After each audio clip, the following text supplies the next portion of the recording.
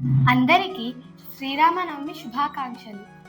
కూజంతం రామ రామేతి మధురం మధురాక్షరం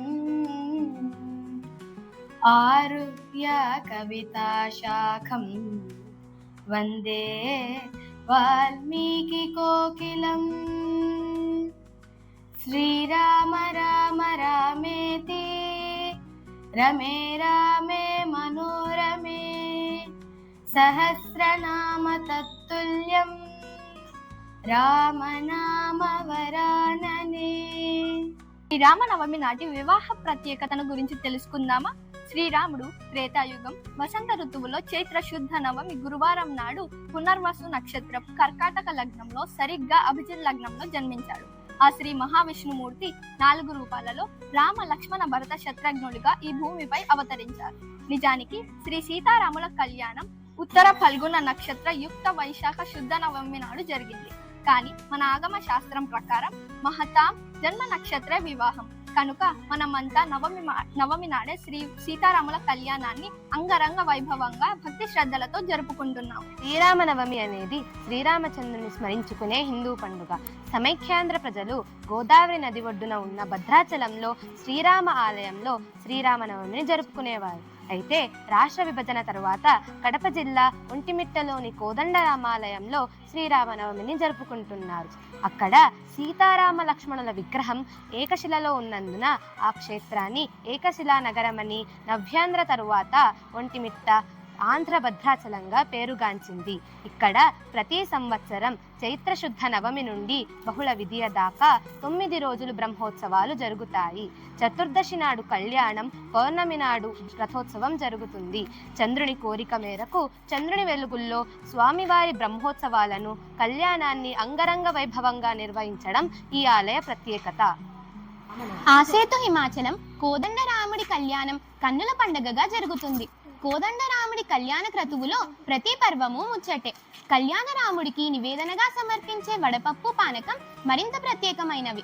నానబెట్టిన పెసరపప్పులో పచ్చిమిర్చి తురుము, మామిడి తురుము వేసి తీసుకోవడంతో జీర్ణక్రియ మెరుగుపడుతుంది.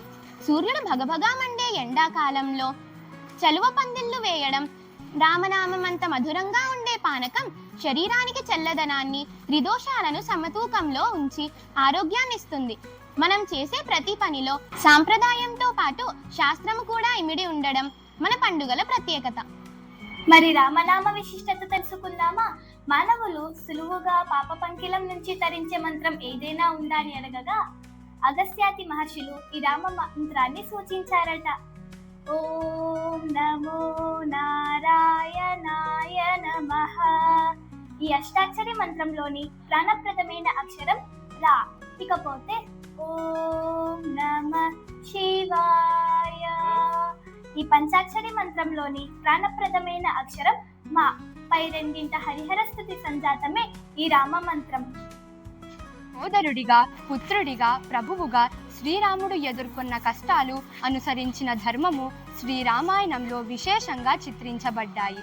శ్రీరాముడు సకల గుణాభిరాముడు, ఆజానుబాహుడు, సత్యసంధుడు, వశ్యకాముడు, స్థిరచిత్తుడు, శరణాగత రక్షకుడు, ఆర్తత్రాణ పరాయణుడు, ఏకైక ముక్తి ప్రదాత.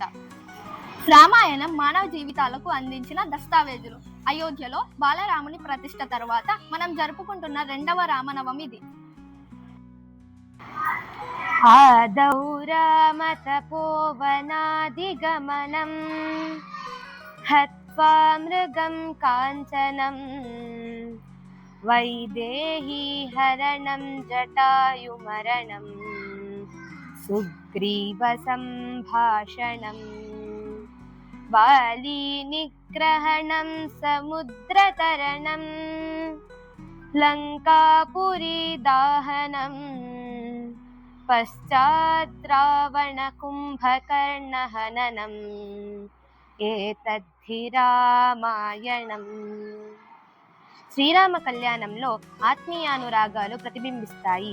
అందుకే ఆ కళ్యాణం లోకానికి సంప్రదాయమైంది, మార్గదర్శనమైంది. అందరికీ సకల శుభాలు కలగాలని శుభాన్ని కోరుకుంటూ మంగళం కోసలేంద్రాయ మహనీయ గుణాత్మనే చక్రవర్తి తనూజాయ సార్వభౌమాయ మంగళం.